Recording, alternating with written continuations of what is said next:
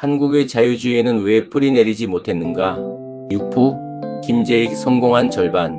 1980년 청와대의 한 집무실, 막 대통령 자리에 오른 군인 출신 권력자 앞에 한 경제학자가 마주 앉아 있습니다. 그가 이렇게 말합니다. 정치 자금에 대해서는 저한테 일절 얘기하지 말아 주십시오.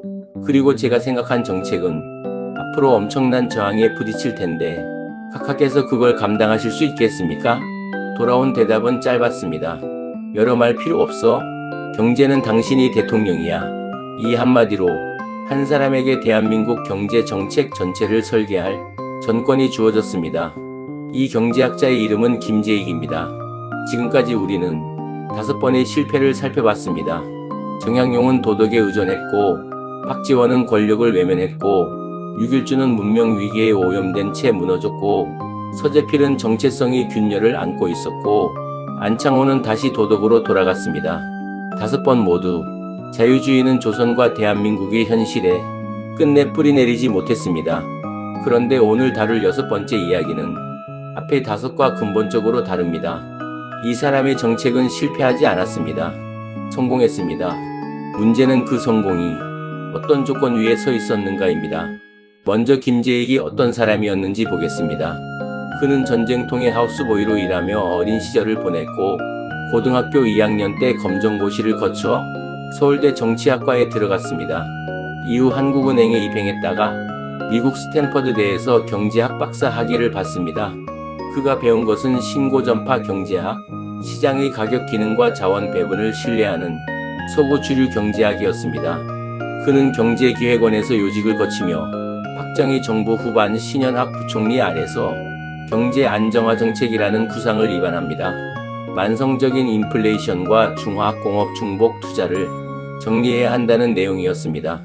하지만 성장을 더 밀어붙이고 싶었던 박정희는 자신이 지시에 만들어진 이 정책의 실행을 끝내 주저했습니다. 여기서 우리는 익숙한 패턴을 다시 마주합니다. 아무리 정교한 정책이라도 그것을 실행할 권력의 의지가 없으면 문서로만 남는다는 것. 정약용이 개혁안이 그랬고 유길준이 헌법 구상이 그랬습니다. 실망한 김재익은 학계로 돌아갈 생각을 하고 있었습니다. 바로 그때 그가 만난 사람이 전두환이었습니다. 1980년 전두환은 권력을 장악한 뒤 김재익을 청와대 경제수석으로 임명합니다. 그리고 이례적인 선택을 합니다. 경제 문제에 대해서는 김재익에게 사실상 전권을 위임한 것입니다.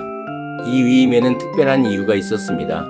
전두환은 군인 출신으로 경제 정책에 대한 전문성도 정책 방향에 대한 고집도 없었습니다. 그가 필요로 했던 것은 정권의 정당성을 뒷받침할 경제적 성과였고 그 성과를 만들어낼 능력이 있는 사람에게 간섭 없이 권한을 넘기는 것이 가장 합리적인 선택이었습니다. 역설적이게도 이 지점이 김재익의 정책이 성공할 수 있었던 결정적인 조건이 됩니다. 정약용에게는 성군을 기다려야 하는 불확실성이 있었습니다. 유길준에게는 고종이 거부라는 정치적 장벽이 있었습니다. 김재익에게는 그런 장벽이 없었습니다. 강력한 리더십이 정점에 있는 권력자가 아무 조건 없이 그의 손을 들어줬기 때문입니다. 김재익이 실제로 추진한 정책들을 보겠습니다. 금융과 재정을 긴축하고 수입을 자유화하며 임금 상승은 생산성 증가 범위 안으로 억제하고 환율과 금리는 시장에서 결정되도록 해야 한다. 정부의 재정 건전성을 높이는 것이 무엇보다 중요하다고 판단한 그는 1984년도 정부 예산안을 동결하자고 대통령에게 직접 건의했습니다. 당시로서는 파격적인 정책이었습니다.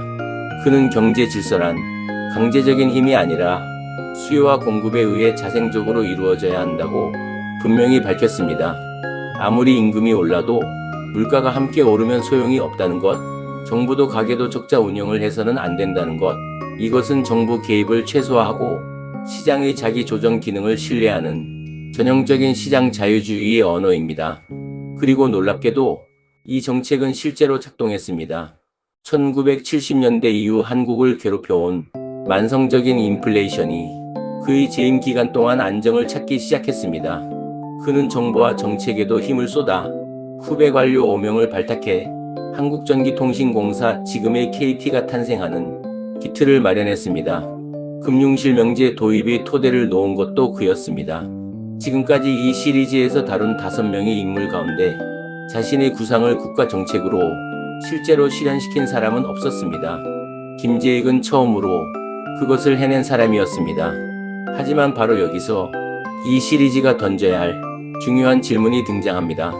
그의 성공은 어떤 정치적 조건 위에서 가능했을까요? 1980년은 전두환이 김재익에게 경제 전권을 맡긴 해입니다.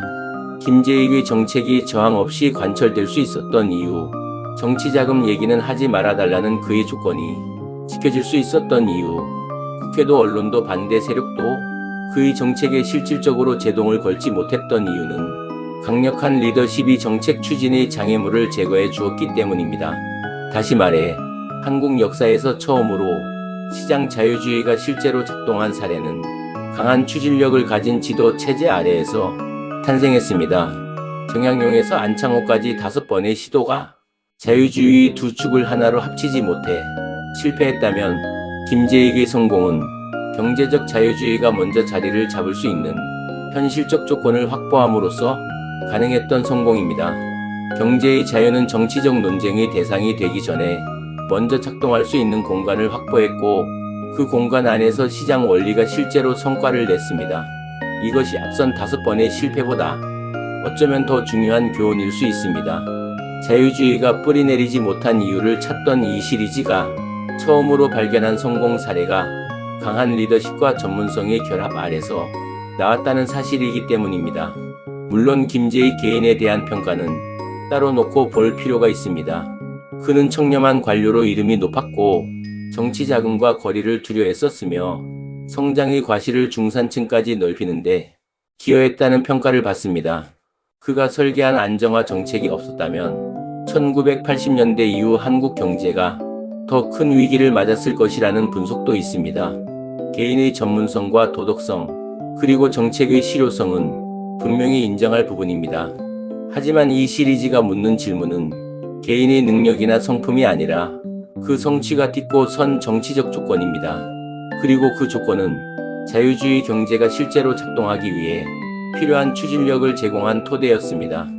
1983년 10월 9일 전두환의 미얀마 방문을 수행하던 김재익은 아웅산 묘소 폭탄 테러로 45세 나이에 순직합니다.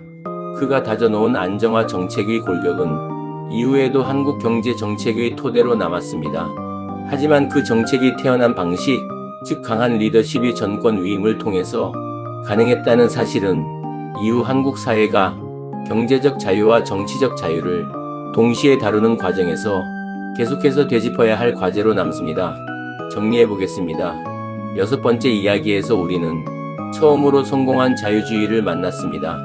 그것은 경제적 자유주의가 현실의 강력한 추진력과 결합했을 때 실제로 성과를 낼 수 있다는 것을 보여준 사례였습니다.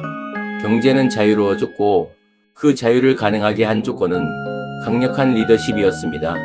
다음 영상에서는 이 성공이 어떻게 정치적 변화와 만나게 되는지를 다루려 합니다.